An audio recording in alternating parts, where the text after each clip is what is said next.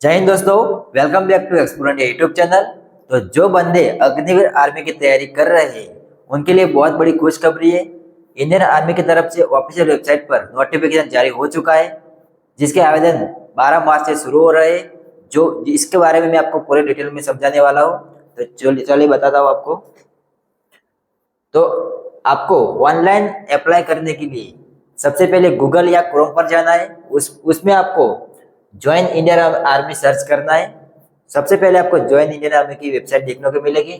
उसके ऊपर ये इंटरफेस देखने को मिलेगा आपको, और नीचे आप स्क्रॉल करोगे, नीचे भी ये इंटरफेस देखने को मिलेगा। और आगे आप व्यू ऑल पर टैप करोगे।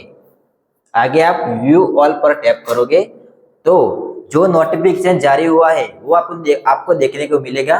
तो मैं आपको पढ़कर बता देता हूँ कब से आवेदन शुरू हो रहे हैं।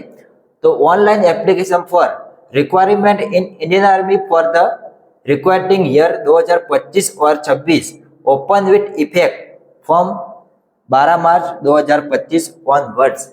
यानी कि 12 मार्च से अपना आवेदन चालू हो चुका है। जल्दी से आप आवेदन कर लो। इसमें आपको आवेदन करने के लिए डॉक्यूमेंट पूरे कंप्लीट रेडी होने चाहिए।